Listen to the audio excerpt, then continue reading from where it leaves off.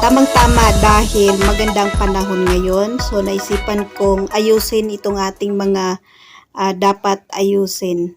Hello everyone, ito po si Charching ng Succulent Davao and welcome sa ating YouTube channel.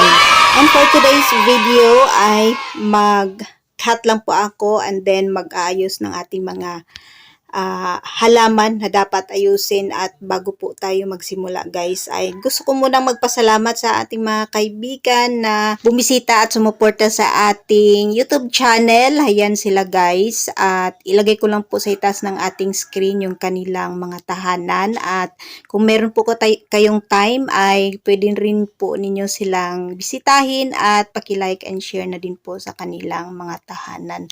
At ito guys, at meron po akong mga halaman dito na gusto ko nang i-cut kasi ayan guys, sobrang lagi na po ng ating Fred Ives. So ayan, at para gumanda po yung ating halaman, and then mamaya ay mag-ayos po tayo ng ating heto, yung aking parang ano na siya, namatay, nagka-stem rot, and then nag-dry yung ating plant. So, heto guys yung ating crested Luella.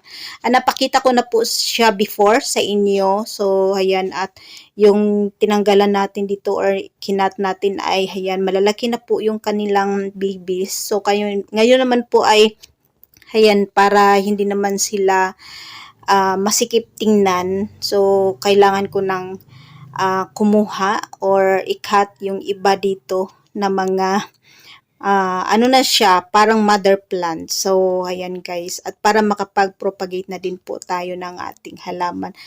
Si Luella ay sobrang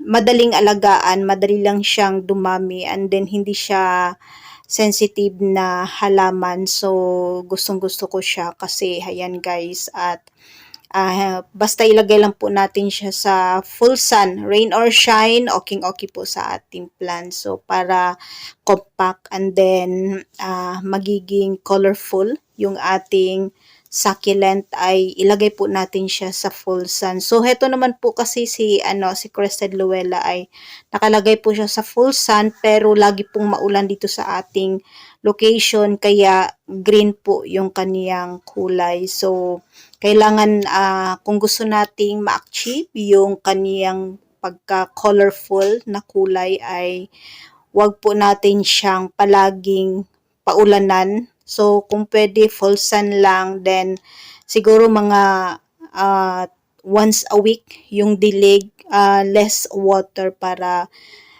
lumabas po yung kaniyang pagka-reddish na kulay. So, ganyan po kaganda at kabait ating Luella. Bigay po siya ng maraming suloy. So, ayan. At ngayon po ay makapag-propagate tayo ng ating Crested Luella. Madali lang naman siyang mag-produce ng suloy.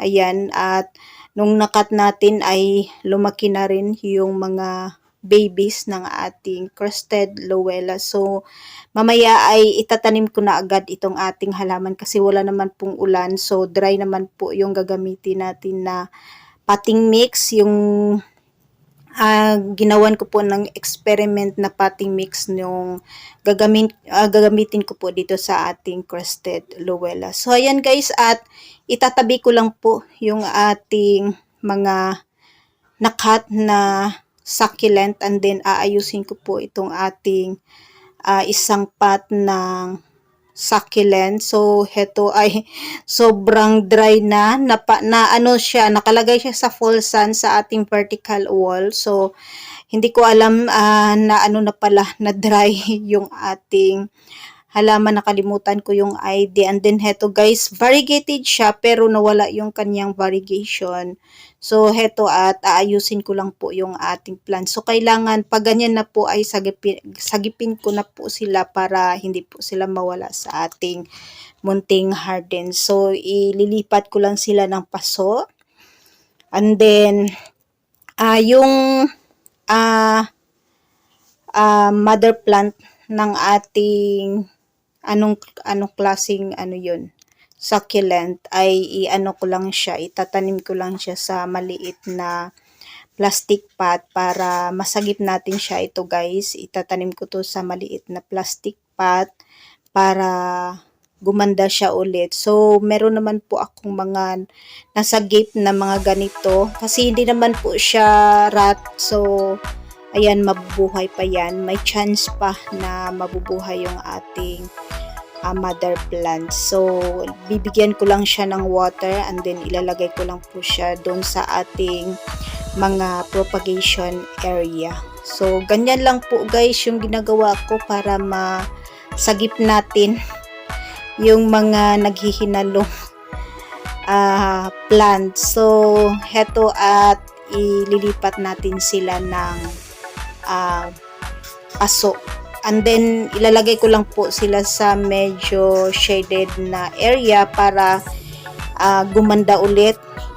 Habang pinapaugat natin itong ating mga halaman, ilalagay ko lang po sila dito sa ating terrace. And then, pag stable na sila ay saka po natin sila ilagay sa ROS o rain or shine. So, heto guys yung ating nakuhang mga cuttings. And then mamaya ay itatanim ko na po itong ating mga halaman. And that's for today guys. Maraming salamat po sa inyong panunood dito sa ating YouTube channel. Thanks for watching. Happy planting everyone!